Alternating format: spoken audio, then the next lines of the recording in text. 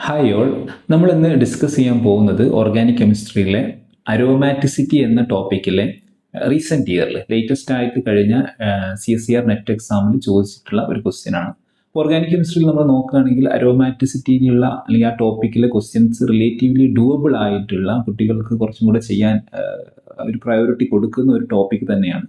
എന്നാൽ ഈ question paper നോക്കുകയാണെങ്കിൽ നമുക്ക് കാണാൻ കഴിയും കുറച്ചും കൂടി നല്ല രീതിയിൽ ഈ ഒരു അരോമാറ്റിസിറ്റി എന്ന് പറയുന്ന കൺസെപ്റ്റിനെ കുറച്ചും കൂടി ഒരു ഇൻട്രസ്റ്റിംഗ് ആയിട്ടുള്ള ആസ്പെക്റ്റിൽ ഒരു ഫ്രെയിം ചെയ്ത രീതിയിലുള്ള ഒരു ക്വസ്റ്റ്യൻ ആണ് ഇത്തവണ വന്നിട്ടുണ്ടായിരുന്നത്. ഒരു ഇൻട്രസ്റ്റിംഗ് ക്വസ്റ്റ്യൻ ആണ് അരോമാറ്റിസിറ്റിയുമായിട്ട് കണക്ട് ചെയ്ത് അവർ ഫ്രെയിം ചെയ്തത്.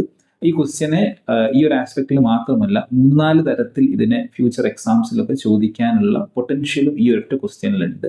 ഇവിടെ കൊടുത്തിരിക്കുന്ന ക്വസ്റ്റ്യൻ നമ്മൾ നോക്കുകയാണെങ്കിൽ നമുക്ക് സെറ്റ് ഓഫ് കോമ്പൗണ്ട്സ് ഇവിടെ തന്നിട്ടുണ്ട്. നമുക്ക് നോക്കാം. കോളം എയിൽ നമുക്ക് സെറ്റ് ഓഫ് കോമ്പൗണ്ട്സ് തന്നിട്ടുണ്ട്. രണ്ടാമത്തെ കാര്യം എന്ന് പറഞ്ഞു കഴിഞ്ഞാൽ നിങ്ങൾ നോക്കുകയാണെങ്കിൽ നമുക്കൊരു ഇക്വിലിബ്രിയം കോൺസ്റ്റന്റ് എന്ന് പറയും. അപ്പോൾ നമുക്ക് സാധാരണ ഓർഗാനിക് റിയാക്ഷൻ റേറ്റ് പറയാനൊക്കെ നമുക്ക് എന്ത് ചെയ്യാം, ഇക്വിലിബ്രിയം കോൺസ്റ്റന്റ് യൂസ് ചെയ്യാം. അല്ലെങ്കിൽ ഏതൊരു റിയാക്ഷനാണോ റേറ്റ് കൂടുതൽ എന്നുള്ളത് നമുക്ക് എന്ത് ചെയ്യാം, ഈ പറഞ്ഞിരിക്കുന്ന ഇക്വിലിബ്രിയം കോൺസ്റ്റന്റ് വാല്യൂ വെച്ചിട്ട് നമുക്ക് കോറിലേറ്റ് ചെയ്യാൻ കഴിയും.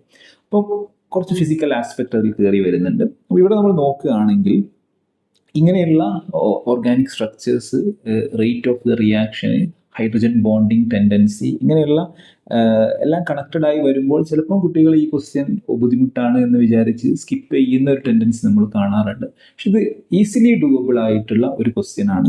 അപ്പോൾ ഇവിടെ ക്വസ്റ്റ്യൻ ചോദിച്ചിരിക്കുന്നത് നമുക്ക് കോളം എ ഉണ്ട്, കോളം ബി ഉണ്ട്. അപ്പോൾ അതിൻ്റെ ഇക്വിലിബ്രിയം കോൺസ്റ്റന്റിൻ്റെ ഓർഡർ ആണ്. Set of equilibrium constant values തന്നിട്ടുണ്ട്. എന്താണ് ഇവിടെ പറഞ്ഞിരിക്കുന്ന റിയാക്ഷൻ? ഒരു ഇക്വിലിബ്രിയം കോൺസ്റ്റന്റ് തന്ന ഒരു റിയാക്ഷൻ അവർ മെൻഷൻ ചെയ്യുന്നുണ്ട് അല്ലേ. ഇവിടെ നോക്കിക്കഴിഞ്ഞാൽ നമുക്കൊരു കാർബണൈൽ ഗ്രൂപ്പ് ഉണ്ട്. ഈ കാർബണൈൽ ഗ്രൂപ്പും ഫീനോളും തന്നിരിക്കുന്നുണ്ട് അല്ലേ.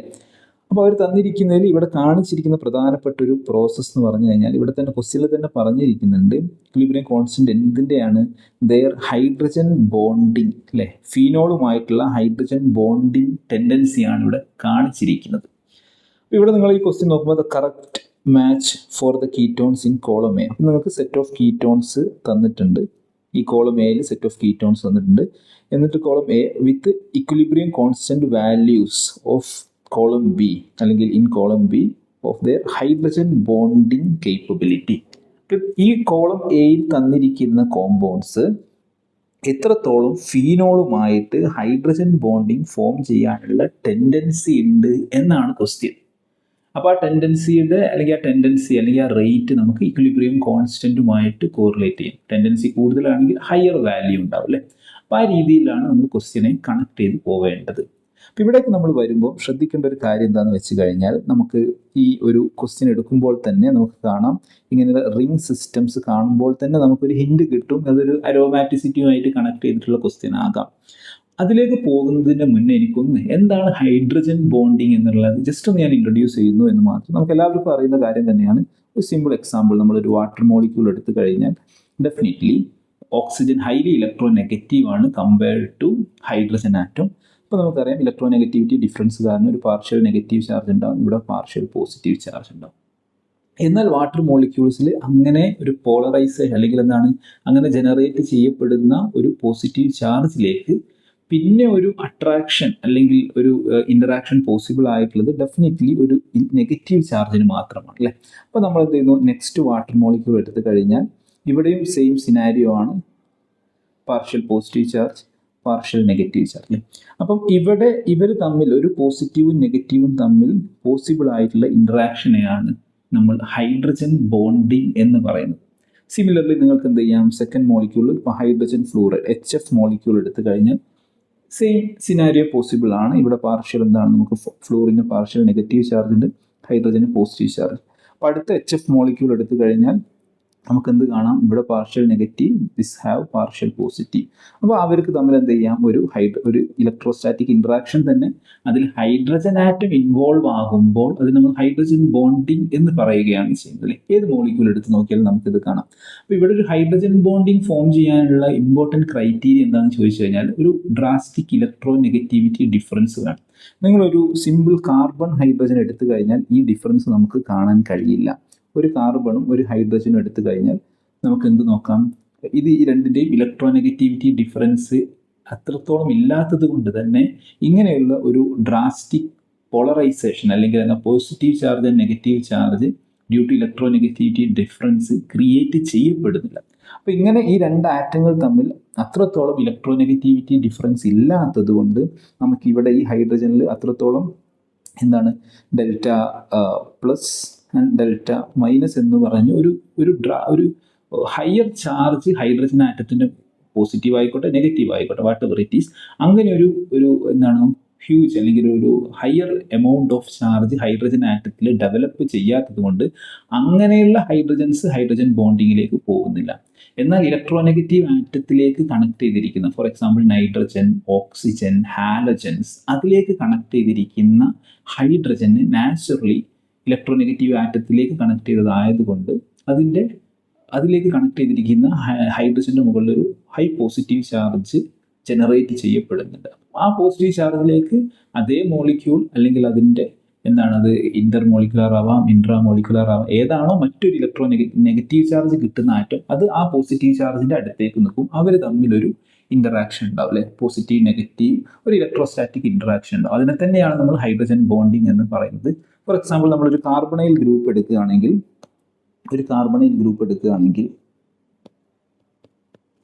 അതേപോലെ തന്നെ നമ്മൾ ഒരു ഫീനോൾ എടുക്കുകയാണ്. അപ്പോൾ ഇവിടെ നമ്മൾ നോക്കുമ്പോൾ നമുക്കറിയാം ഓക്സിജനും ഹൈഡ്രജനും കമ്പയർ ചെയ്യുമ്പോൾ ഇവിടെ പാർഷ്യൽ പോസിറ്റീവ് ചാർജ് ഉണ്ടാവും, ഓക്സിജൻ്റെ മുകളിൽ പാർഷ്യൽ നെഗറ്റീവ് ചാർജ് ഉണ്ടാവും. അപ്പോൾ ഡെഫിനറ്റ് ആയിട്ട് ഈ പ്ലസ്സിലേക്ക് അട്രാക്റ്റഡ് ആവാൻ ചാൻസ് ഉള്ളത് ഒരു ഓക്സിജനിൽ നെഗറ്റീവ് ചാർജ് ഉണ്ടെങ്കിൽ ഇവർക്ക് തമ്മിലൊരു അട്രാക്റ്റീവ് ഫോഴ്സ് ഉണ്ടാകാം. അപ്പോൾ ആ നെഗറ്റീവ് ചാർജ് ജനറേറ്റ് ചെയ്യപ്പെടാനുള്ള ഒരു ചാൻസ് എങ്ങനെയാണ്, ഈ പൈ ഇലക്ട്രോൺസ് എന്ത് ചെയ്താൽ മുകളിലേക്ക് വന്നാൽ മതില്ലേ. അപ്പോൾ ആ ഒരു സ്ട്രക്ചർ ഞാൻ ഇവിടെ വരയ്ക്കുന്നുണ്ട്, O-C+. അപ്പോൾ ഒരു ഫീനോൾ എടുത്തു കഴിഞ്ഞാൽ ആ ഫീനോളിലെ OH അല്ലേ, അപ്പോൾ ഫീനോളിലെ delta minus and delta plus. അപ്പോൾ ഈ ഓപ്പോസിറ്റ് ചാർജുകൾ തമ്മിൽ എന്ത് ചെയ്യാം, ഒരു ഇലക്ട്രോസ്റ്റാറ്റിക് ഇൻട്രാക്ഷൻ ഉണ്ടാവും. അവിടെ ഹൈഡ്രജൻ ഇൻവോൾവ് ആകുമ്പോൾ നമ്മളതിന് ഹൈഡ്രജൻ ബോണ്ടിങ് എന്ന് പറയുന്നു അല്ലേ. അപ്പോൾ ഇവിടെ അരോമാറ്റിസിറ്റിയെ ഈ പറഞ്ഞിരിക്കുന്ന ഹൈഡ്രജൻ ബോണ്ടിങ്ങുമായിട്ട് അവർ വളരെ ഇൻട്രസ്റ്റിംഗ്ലി അല്ലെങ്കിൽ വളരെ നല്ല രീതിയിൽ ക്രാഫ്റ്റ് ചെയ്തിട്ടുള്ള ഒരു ക്വസ്റ്റ്യൻ ആണിത്. അപ്പോൾ ഇവിടെ നമ്മുടെ ക്വസ്റ്റ്യനിലേക്ക് വരുമ്പോൾ ഈ ഒരു ഫീസിബിലിറ്റി നമ്മളുടെ കോമ്പൗണ്ടിൽ ഉണ്ടോ എന്നാണ് നമ്മൾ നോക്കുന്നത്. അപ്പോൾ ഇവിടെ നമ്മൾ നോക്കുകയാണെങ്കിൽ ഈ കോമ്പൗണ്ടിന് വേണമെങ്കിൽ കാർബണൈലിൽ നേരത്തെ നമ്മൾ പറഞ്ഞ തരത്തിൽ എന്ത് ചെയ്യാം, ഈ രീതിയിൽ മുകളിലേക്ക് വരാവുന്നതാണ്.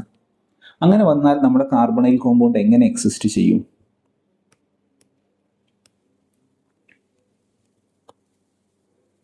O-C+. അപ്പോൾ ഈ ഫസ്റ്റ് കോമ്പൗണ്ട് നമ്മൾ എടുത്തു കഴിഞ്ഞാൽ എന്താണ് ഫസ്റ്റ് കോമ്പൗണ്ടിൻ്റെ പ്രത്യേകത? ഫസ്റ്റ് കോമ്പൗണ്ട് ഒരു അരോമാറ്റിക് കോമ്പൗണ്ട്. ഈ റിങ് നോക്കിക്കഴിഞ്ഞാൽ നമുക്ക് കാണാം അത് സൈക്ലോപ്രൊപ്പിനൈൽ കാറ്റയോൺ ആണ്. നമ്മൾ ഹക്കൽ റൂൾ പഠിച്ച ആളുകളാണ്. ഹക്കൽ റൂൾ പറയുന്നത് എന്താണ്, നമുക്ക് ഒരു സിസ്റ്റത്തിൽ 4n+2 പൈ ഇലക്ട്രോൺസ്, അതേപോലെ പ്ലാനാർ ആണ്, സൈക്ലിക് ആണ്, കോഞ്ചുഗേഷൻ ഉണ്ട്. ഇത് ഫോളോ ചെയ്യുകയാണെങ്കിൽ ദ കോമ്പൗണ്ട് ഈസ് അരോമാറ്റിക്. അതെല്ലാവർക്കും അറിയുന്നതാണ്, ഞാൻ അതിലേക്ക് പോകുന്നില്ല. അപ്പോൾ ഇവിടെ n വാല്യൂ നമ്മൾ 0 ഇട്ട് കൊടുത്തു കഴിഞ്ഞാൽ നമുക്ക് വരുന്നത് ടോട്ടൽ 2 പൈ ആണല്ലേ. n 0 ഇടുമ്പോൾ 0 + 2 പൈ അല്ലേ. അപ്പം ടോട്ടൽ 2 പൈ ഇലക്ട്രോൺസ് ഉണ്ട് നമുക്കിവിടെ. ഈ കോമ്പൗണ്ട് പി എന്ന് പറയുന്നത് അരോമാറ്റിക് കോമ്പൗണ്ടാണ്. ആ അരോമാറ്റിസിറ്റി ഗെയിൻ ചെയ്യാൻ കഴിയുന്നത് എങ്ങനെയാണ്? ഈ ഒരു റെസൊണൻസ് സ്ട്രക്ചറിലേക്ക് ഇത് പോകുമ്പോഴാണല്ലേ.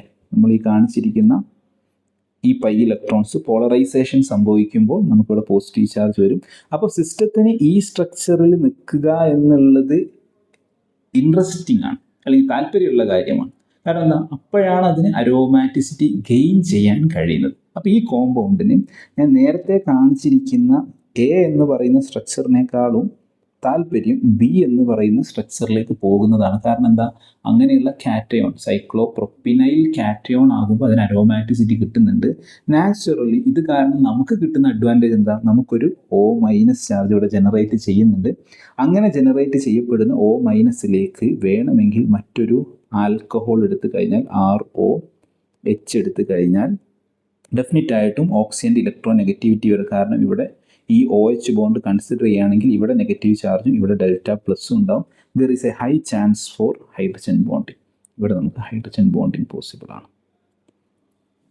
അപ്പം എത്രത്തോളം നെഗറ്റീവ് ചാർജ് ഉണ്ടോ അത്രത്തോളം ഈ ഹൈഡ്രജൻ്റെ പോസിറ്റീവ് ചാർജ് ഇതിലേക്ക് അട്രാക്റ്റഡ് ആയിരിക്കും.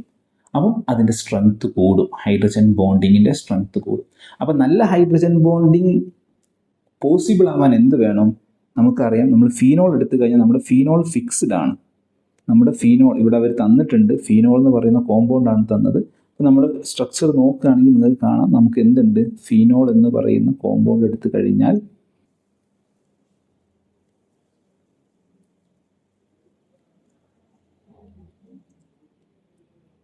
അപ്പോൾ ഇതിൻ്റെ ഇലക്ട്രോനെഗറ്റിവിറ്റി ഡിഫറൻസ് കാരണം ഇവിടെ പാർഷ്യൽ നെഗറ്റീവ്, ഇവിടെ പാർഷ്യൽ പോസിറ്റീവ് ചാർജ്. അപ്പോൾ ഈ പ്ലസിനെ അട്രാക്റ്റ് ചെയ്യാൻ കഴിയണമെങ്കിൽ മോർ നെഗറ്റീവ് ചാർജ് വേണം. ഇപ്പോൾ നമ്മൾ ഫസ്റ്റ് സ്ട്രക്ചർ എടുക്കുകയാണെങ്കിൽ ഫസ്റ്റ് സ്ട്രക്ചറിൽ നമുക്ക് കാണാൻ കഴിയുന്ന കാര്യം O minus plus then we have 2 phenyl group. Okay, അപ്പോൾ ഇവിടെ നമുക്ക് ഹൈഡ്രജൻ ബോണ്ടിങ് പോസിബിൾ ആകുന്നത് എങ്ങനെയാണ്? ഹൈഡ്രജൻ ബോണ്ടിങ് പോസിബിൾ ആകുന്നത് ഇങ്ങനൊരു ഹൈഡ്രജൻ ബോണ്ടിങ് പോസിബിൾ ആവുന്നുണ്ട്. എന്തുകൊണ്ട് ഹൈഡ്രജൻ ബോണ്ടിങ് പോസിബിൾ ആവുന്നത്? ഈ രണ്ട് ചാർജിൻ്റെ സ്ട്രെങ്ത് അനുസരിച്ചിട്ടാണ്. പക്ഷെ ഫീനോളിൻ്റെ OH Hൻ്റെ മുകളിലുള്ള പാർഷ്യൽ പോസിറ്റീവ് ചാർജ് ഫിക്സ്ഡ് ആണ്, കാരണം അവിടെ കോമ്പൗണ്ട് മാറുന്നില്ല. എന്നാൽ ലെഫ്റ്റ് സൈഡിൽ നമുക്ക് എന്ത് തന്നിട്ടുണ്ട്? നമുക്ക് 3 കോമ്പൗണ്ടുകൾ തന്നിട്ടുണ്ട്. ആ 3 കോമ്പൗണ്ട് നമ്മൾ നോക്കുകയാണെങ്കിൽ അതിൽ ഏതിൻ്റെ കാർബണൈൽ ഓക്സിജനിലാണ്, കാർബണൈൽ ഗ്രൂപ്പിൻ്റെ ഏതിൻ്റെ ഓക്സിജനിലാണ് മോർ നെഗറ്റീവ് ചാർജ് എന്ന് നോക്കണം. അപ്പം എവിടെ മോർ നെഗറ്റീവ് ചാർജ് വരുന്നു അവിടെ എന്താണ്, ഹൈഡ്രജൻ ബോണ്ടിങ്ങിൻ്റെ ടെൻഡൻസി കൂടും. ഇത്രയാണ് തിയറി അതിൽ വരുന്നത്. ബാക്കി നമുക്ക് കമ്പയർ ചെയ്യാം. അപ്പോൾ നമ്മൾ ഒന്നാമത്തെ കോമ്പൗണ്ട് നോക്കുന്ന സമയത്ത് നിങ്ങൾക്ക് കാണാം, ഈ കോമ്പൗണ്ട് ഒന്നാമത്തെ കോമ്പൗണ്ടിന് ഞാൻ കാണിച്ചിരിക്കുന്ന സ്ട്രക്ചറിൽ എക്സിസ്റ്റ് ചെയ്ത് കഴിഞ്ഞാൽ അരോമാറ്റിസിറ്റി ഗെയിൻ ചെയ്യാൻ കഴിയും ബൈ ഹക്കൽ തിയറി അല്ലേ, അല്ലെങ്കിൽ ഹക്കൽ റൂൾ പ്രകാരം ഇതൊരു അരോമാറ്റിക് കോമ്പൗണ്ടാണ്. അതുകൊണ്ട് തന്നെ ഈ കോമ്പൗണ്ടിന് ഈ പറയപ്പെട്ട പോളറൈസ്ഡ് ആയിട്ട് C+ഉം O- നിൽക്കുന്നതിനോടാണ് താല്പര്യം. അങ്ങനെ നിൽക്കുമ്പോൾ മാത്രമാണ് ഈ കാർബണിന് പോസിറ്റീവ് ചാർജ് കിട്ടുന്നതും ഇത് അരോമാറ്റിക് ആവുകയും ചെയ്യുന്നത്. അപ്പോൾ ഇത് ഈ പറഞ്ഞിരിക്കുന്ന സ്ട്രക്ചറിൽ എക്സിസ്റ്റ് ചെയ്യും. അത് കാരണം ഫീനോളുമായിട്ട് ഹൈഡ്രജൻ ബോണ്ടിങ് ജനറേറ്റ് ചെയ്യാൻ പറ്റും. അപ്പോൾ അതൊരു പോസിബിൾ റിയാക്ഷൻ ആണ്. ഓക്കെ, എന്നാൽ നമ്മൾ രണ്ടാമത്തെ കോമ്പൗണ്ട് എടുക്കുമ്പോൾ രണ്ടാമത്തെ കോമ്പൗണ്ട് പ്രത്യേകത, നമ്മൾ ഈ രീതിയിൽ നമ്മുടെ കോമ്പൗണ്ടിനെ കൺവേർട്ട് ചെയ്യുന്ന സമയത്ത് നമ്മുടെ കോമ്പൗണ്ടിനെ കൺവേർട്ട് ചെയ്യുന്ന സമയത്ത്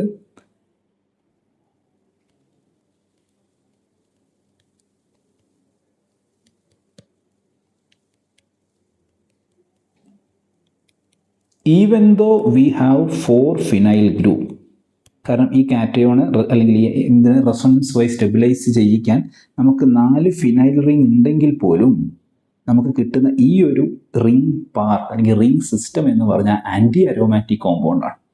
അപ്പോൾ ഇത് ആൻറ്റി അരോമാറ്റിക് കോമ്പൗണ്ട് ആയതുകൊണ്ട് ഒരിക്കലും അത് ഫേവറബിൾ അല്ല. എങ്ങനെ ആൻറ്റി അരോമാറ്റിക് ആയത്? ഫോറിൻ സിസ്റ്റമാണ് അല്ലേ, 2 പൈ ഇലക്ട്രോൺസ് ആണ്.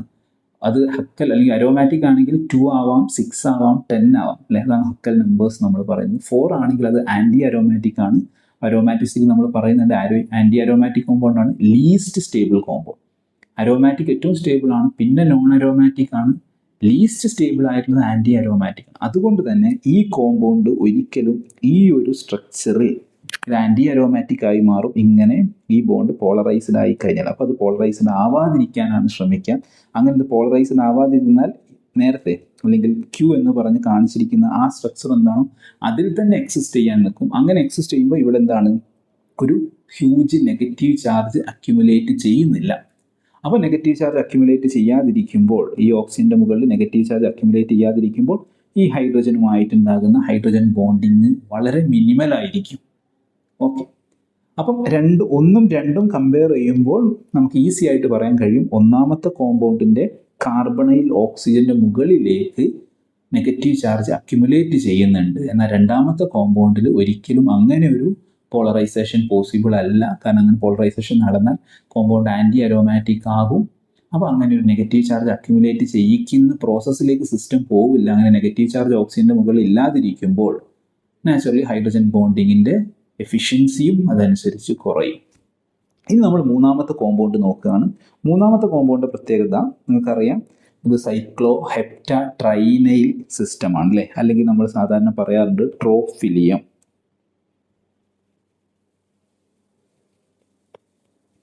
ട്രോഫിലിയം കാറ്റയോൺ എന്നൊക്കെ പറയാറുണ്ട് അല്ലേ. എങ്ങനെയാണ് അത് കാറ്റയോൺ ആവുന്നത്? നമ്മളതിൻ്റെ റെസൊണൻസ് സ്ട്രക്ചർ അല്ലെങ്കിൽ നിങ്ങൾക്ക് കാണാം, അത് ഡീലോക്കലൈസ് ചെയ്യുന്ന സമയത്ത് നമുക്ക് പോസിബിൾ ആയിട്ടുള്ള സ്ട്രക്ചർ ഏതാണ്?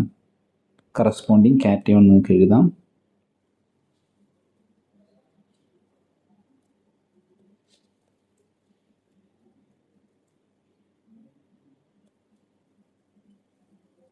അപ്പോൾ നമ്മൾ ഈ സ്ട്രക്ചർ നോക്കുകയാണെങ്കിൽ നമുക്ക് കാണാം, ഇവിടെ നമുക്ക് പോസിറ്റീവ് ചാർജും നെഗറ്റീവ് ചാർജും കൊടുത്തു കഴിഞ്ഞാൽ നമ്മുടെ ഈ സിസ്റ്റം അല്ലേ എന്ന് പറഞ്ഞാൽ ഈ കോമ്പൗണ്ട് ഈ ഒരു പോളറൈസേഷൻ കാരണം ഈ സ്ട്രക്ചറിലേക്ക് പോയി കഴിഞ്ഞാൽ ഇതൊരു അരോമാറ്റിക് കോമ്പൗണ്ടാണ്. എന്താണ്, നമുക്ക് 6 പൈ ഇലക്ട്രോൺസ് ആണ് വരുന്നത്. അതൊരു അരോമാറ്റിക് കോമ്പൗണ്ടാണ്. അപ്പോൾ ട്രോഫിലിയം കാറ്റയോൺ അരോമാറ്റിക് ആണ്. അപ്പോൾ ഡെഫിനിറ്റ് ആയിട്ടും ഈ കോമ്പൗണ്ടിന് ഈ പറയപ്പെട്ട പോളറൈസ്ഡ് ആയിട്ട് എക്സിസ്റ്റ് ചെയ്യാനുള്ള താല്പര്യം കൂടുതലായിരിക്കും. കാരണം അതിനെന്താണ്, അരോമാറ്റിസിറ്റി ഗെയിൻ ചെയ്യാൻ കഴിയുന്നുണ്ട്. അപ്പം ഈ കോമ്പൗണ്ട് നാച്ചുറലി ഈ ഒരു ഫോർമാറ്റിലായിരിക്കും അല്ലെങ്കിൽ ഈ ഒരു സ്ട്രക്ചറിൽ എക്സിസ്റ്റ് ചെയ്യാനുള്ള ടെൻഡൻസി കൂടുതലായിരിക്കും. നാച്ചുറലി അതിനനുസരിച്ച് ഹൈഡ്രജൻ ബോണ്ടിങ്ങിൻ്റെ റേറ്റും വളരെ കൂടുതലായിരിക്കും. ഇപ്പോൾ ഫീനോളും ആയിട്ടാണെങ്കിൽ ഫീനോളിലെ OHുമായിട്ടുള്ള HOPH അല്ലേ ഫീനോളിൽ. അപ്പോൾ PHന് സഫീഷ്യൻ്റ്ലി പ്ലസ് ചാർജ് ഉണ്ടാകും. അപ്പോൾ നാച്ചുറലി നമുക്ക് എന്താണ്, ഈ ഒരു ഹൈഡ്രജൻ ബോണ്ടിങ്ങിൻ്റെ ചാൻസ് കൂടുക. അപ്പോൾ അങ്ങനെ നോക്കുന്ന സമയത്ത് നമ്മൾ ശ്രദ്ധിക്കേണ്ട കാര്യം, അപ്പോൾ ഇതിനും ഈ രീതിയിൽ ഓക്സിജൻ്റെ മുകളിൽ നെഗറ്റീവ് ചാർജ് അക്യുമുലേറ്റ് ചെയ്യാം, ഒന്നാമത്തെ കോമ്പൗണ്ടിനും നെഗറ്റീവ് ചാർജ് അക്യുമുലേറ്റ് ചെയ്യാം. അപ്പോൾ ഇവിടെ എക്സാമിൽ നമുക്കറിയാം സെക്കൻഡിനെ കുറിച്ച് നമ്മൾ വെറീഡ് ആവേണ്ട ആവശ്യമുള്ളത് ആൻറ്റി അരോമാറ്റിക് ആണ്. അപ്പോൾ ഒന്നാമത്തെയും മൂന്നാമത്തെയും സ്ട്രക്ചർ കമ്പയർ ചെയ്യുമ്പോൾ നിങ്ങൾ അവിടെ ഇനി ശ്രദ്ധിക്കേണ്ട ഒരു ആസ്പെക്ട് എന്ന് പറഞ്ഞാൽ, ഒന്നാമത്തിലും കാറ്റയോൺ ഉണ്ട് which is stabilised by aromatic, മൂന്നാമത്തെ കോമ്പൗണ്ടിലും കാറ്റയോൺ ഉണ്ട് which is stabilised by aromaticity. ഈ രണ്ട് കോമ്പൗണ്ട് അരോമാറ്റിക് ആണല്ലേ. എന്നാൽ ഒന്നാമത്തെ കോമ്പൗണ്ടിൽ അഡീഷണൽ ഫിനൈൽ റിംഗ് ഉണ്ട്. അപ്പം ഇതിൻ്റെ റെസൊണൻസ് സ്ട്രക്ചർ നമുക്ക് എന്ത് ചെയ്യാൻ കഴിയും? ഈ കാറ്റയോൺ നിങ്ങൾ റെസൊണൻസ് സ്ട്രക്ചർ വരയ്ക്കുമ്പോൾ നാച്ചുറലി ഈ ഫിനൈൽ റിങ്ങിലേക്കും കൂടെ നിങ്ങൾക്ക് എക്സ്റ്റെൻഡ് ചെയ്യാൻ, അപ്പോൾ നമ്പർ ഓഫ് റെസൊണൻസ് സ്ട്രക്ചേഴ്സ് കൂടും. അപ്പോൾ ഈ കാറ്റയോണിനെ വീണ്ടും ഫിനൈൽ റിങ് സ്റ്റെബിലൈസ് ചെയ്യുന്നത് കൊണ്ട് ഈ കോമ്പൗണ്ട് ഈ കാറ്റയോൺ ആയി നിൽക്കുന്നത് വീണ്ടും അതിൻ്റെ പ്രിഫറൻസ് കൂടി വരും. അപ്പോൾ ഓൾറെഡി അരോമാറ്റിസിറ്റി കാരണം ദിസ് ഈസ് സ്റ്റെബിലൈസ്ഡ് ഈ പോസിറ്റീവ് ചാർജ്. അപ്പോൾ അതിനനുസരിച്ച് ഈ പോസിറ്റീവ് ചാർജ് എത്രത്തോളം സ്റ്റേബിൾ ആണോ പിന്നെ ഇയാൾ തിരിച്ചു വരുന്ന ടെൻഡൻസി കുറയും. അപ്പോൾ ഈ നെഗറ്റീവ് ചാർജ് ഈ ഓക്സിജൻ്റെ മുകളിൽ തന്നെ എക്സിസ്റ്റ് ചെയ്യും. അപ്പോൾ ഈ പോസിറ്റീവ് ചാർജിന് പുറമെ ഫിനൈൽ റിങ് ആ പോസിറ്റീവ് ചാർജിനെ അഡീഷണൽ സ്റ്റെബിലൈസേഷന് ചാൻസ് കൂടെ ഉള്ളത് കൊണ്ട് ഏറ്റവും കൂടുതൽ ഹൈഡ്രജൻ ബോണ്ടിങ്, ഏറ്റവും കൂടുതൽ നെഗറ്റീവ് ചാർജ് ഇവിടെയാണ് ഉണ്ടാവുക. അതിനനുസരിച്ച് ഹൈഡ്രജൻ ബോണ്ടിങ് കൂടുതൽ ഒന്നാമത്തെ കോമ്പൗണ്ടിലാണ് ഉണ്ടാവുക. അപ്പം ഈ രീതിയിലാണ് നമ്മൾ ഈ ക്വസ്റ്റ്യനെ അനലൈസ് ചെയ്യേണ്ടത്. പക്ഷേ ഇവിടെ ശ്രദ്ധിക്കേണ്ട ഒരു പ്രധാനപ്പെട്ട കാര്യം നിങ്ങൾ നോക്കേണ്ടത്, അപ്പോൾ ഇവിടെ നമ്മൾ ഓവറോൾ നോക്കുമ്പോൾ ഏറ്റവും ലീസ്റ്റ് ആയിട്ടുള്ളത് വാല്യൂ ഏറ്റവും കുറവ് വരേണ്ടത് 6.2 വരേണ്ടത് നമുക്ക് 6.2 ഉണ്ട്, അതേപോലെ തന്നെ 6.2 ഉണ്ട്, 31.2 ഉണ്ട്, 83.2 ഉണ്ട്. അപ്പോൾ ഏറ്റവും ലീസ്റ്റ് വാല്യൂ വരേണ്ടത് ക്യൂവിനാണ് അല്ലേ. ക്യൂവിന് 1 വരുന്ന ഓപ്ഷനാണ് നമ്മൾ ചൂസ് ചെയ്യുന്നത്. നമുക്ക് നോക്കാം അങ്ങനെ വരുന്നത് ഏതാണ്. ക്യൂവിന് 2 വരുന്നുണ്ട്, ക്യൂവിന് 2 വരാൻ പാടില്ല, ക്യൂക്ക് 1 വരുന്നുണ്ട്, ക്യൂക്ക് 1 വരുന്നുണ്ട്, ക്യൂക്ക് 2. അപ്പോൾ ഇതിനെ ഞാൻ ഒഴിവാക്കും. ഇനി എനിക്കറിയാം ഏറ്റവും ഹയസ്റ്റ് വാല്യൂ വരേണ്ടത് ഫസ്റ്റ് കോമ്പൗണ്ടിനാണ്. അപ്പോൾ ഫസ്റ്റ് പീക്ക് എന്ത് വരണം? പീക്ക് ഹയസ്റ്റ് വാല്യൂ പി, അപ്പോൾ 3 വരണം. P3 വരുന്നുണ്ട്, P2 ആണ്. അപ്പോൾ ഇതല്ല ആൻസർ അല്ലേ. അപ്പോൾ നമുക്ക് കറക്റ്റ് ആൻസർ കിട്ടി. അപ്പം ഈ എക്സാമിന് നമുക്ക് ഈ രീതിയിലൊരു ക്വസ്റ്റ്യൻ വന്നിട്ടുണ്ടെങ്കിൽ നമ്മൾ ശ്രദ്ധിക്കേണ്ടത്, ഈ അടുത്ത എക്സാമിന് ഇങ്ങനെ തന്നെ ചോദിച്ചു കൊള്ളുന്നില്ല. അടുത്ത എക്സാമിന് വേറെ രീതിയിലായിരിക്കും നിങ്ങൾക്ക് ക്വസ്റ്റ്യൻ വരാൻ പോകുന്നത്. ഇനി അപ്പോൾ നിങ്ങൾക്ക് ഈ കൺസെപ്റ്റ് മനസ്സിലായി. നമ്മൾ ഇതുവരെ പറഞ്ഞത് എന്താണ്? അരോമാറ്റിക് കോമ്പൗണ്ടിൽ കാർബണൈൽ ഗ്രൂപ്പ് നമുക്ക് എന്ത് ചെയ്യാം, ഓക്സിജൻ്റെ മുകളിലേക്ക് പോളറൈസേഷൻ സംഭവിക്കാം. അപ്പോൾ അതിനനുസരിച്ച് കാർബണിൽ പോസിറ്റീവ് ചാർജ് വരുമ്പോൾ ആ റിംഗ് സിസ്റ്റത്തിൻ്റെ അരോമാറ്റിസിറ്റി നമ്മൾ കമ്പയർ ചെയ്യുന്നു. അങ്ങനെ അത് അരോമാറ്റിക് ആകുമ്പോൾ നേരത്തെ മുകളിലേക്ക് പോയ ഓക്സിജൻ്റെ മുകളിലുള്ള നെഗറ്റീവ് ചാർജിന് തിരിച്ചു വരാനുള്ള ടെൻഡൻസി റിലേറ്റീവ്ലി കുറവായിരിക്കും. അതൊരു ഡീസ്റ്റെബിലൈസ് അരോമാറ്റിസിറ്റി നഷ്ടപ്പെടുത്തുന്ന പ്രോസസ്സാണ്. അപ്പോൾ ആ ഒരു പ്രോസസ്സ് ലെസ് പ്രിഫേർഡ് ആയിരിക്കും. അപ്പോൾ ഓക്സിജൻ്റെ മുകളിൽ നെഗറ്റീവ് ചാർജ് അക്യുമുലേറ്റ് ചെയ്യുന്നു. അപ്പോൾ ഓക്സിജൻ്റെ മുകളിൽ നെഗറ്റീവ് ചാർജ് അക്യുമുലേറ്റ് ചെയ്യുമ്പോൾ നാച്ചുറലി ഒരു പോസിറ്റീവ് ആയിട്ടുള്ള ഹൈഡ്രജൻ വന്നിട്ട് ഇലക്ട്രോസ്റ്റാറ്റിക് ഇൻട്രാക്ഷൻ ഉണ്ടാവാം. അപ്പോൾ അങ്ങനെ നാച്ചുറലി ഒരു OH ഗ്രൂപ്പ് NH ഗ്രൂപ്പ് പോലെയുള്ള ഹൈഡ്രജൻ ബോണ്ട് ഡോണേഴ്സ് ഉണ്ട്.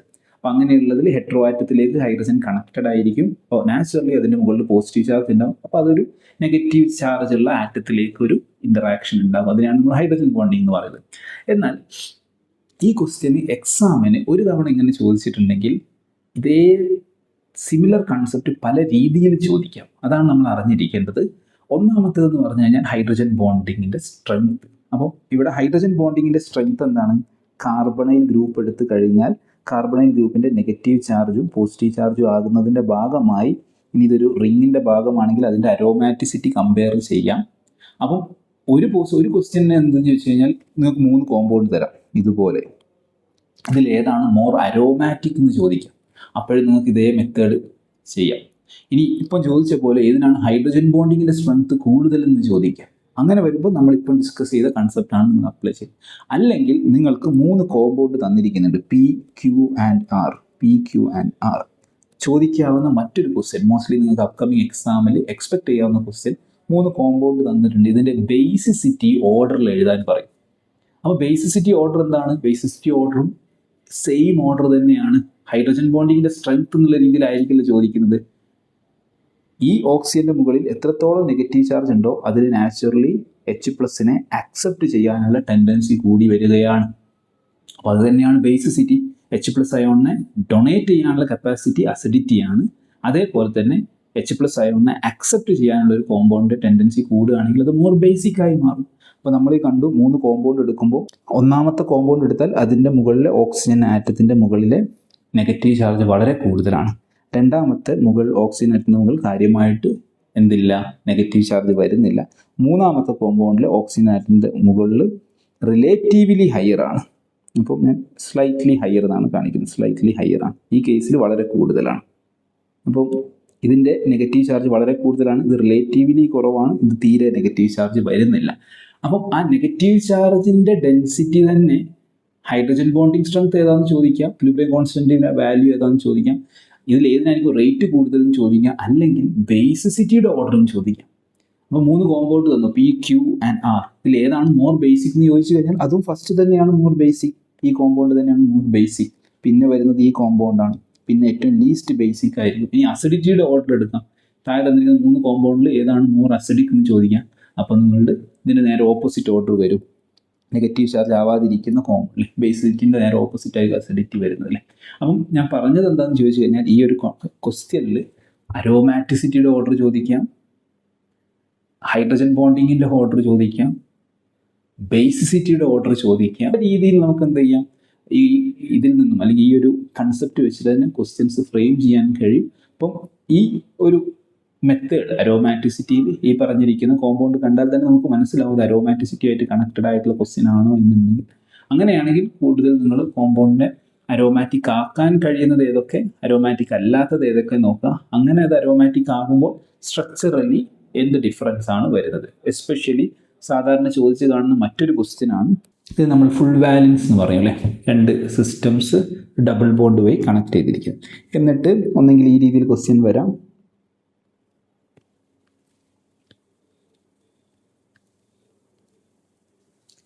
രണ്ട് കോമ്പൗണ്ട് നമുക്ക് തരാം. ഈ കോമ്പൗണ്ടിൽ ഏതിനാണ് റൊട്ടേഷൻ എന്നല്ല ചോദിക്കുക, റൊട്ടേഷൻ എനർജി ബാരിയർ കൂടുതലുള്ളത്. അപ്പോൾ എനർജി ബാരിയർ കൂടുതലുള്ളത് ഏതിനാണെന്ന് ചോദിക്കാം, അല്ലെങ്കിൽ ഈസിലി റൊട്ടേറ്റബിൾ കോമ്പൗണ്ട് ഏതാണെന്നൊക്കെ ചോദിക്കാം. ഇങ്ങനെയും വേണമെങ്കിൽ അരോമാറ്റിസിറ്റിയുമായിട്ട് കണക്ട് ചെയ്ത് ക്വസ്റ്റ്യൻ വരാം. ഫോർ എക്സാമ്പിൾ ഈ കേസിൽ നമുക്കറിയാം ഈ പൈ ഇലക്ട്രോൺസ് നമ്മൾ ജസ്റ്റ് എന്താണ് ഈ രീതിയിൽ ഇതിൻ്റെ റെസൊണൻസ് സ്ട്രക്ചർ വരയ്ക്കുകയാണെങ്കിൽ നമുക്ക് കാണാം ഇവിടെ നെഗറ്റീവ് ചാർജ് വരും, ഇവിടെ പ്ലസ് ചാർജ് വരും.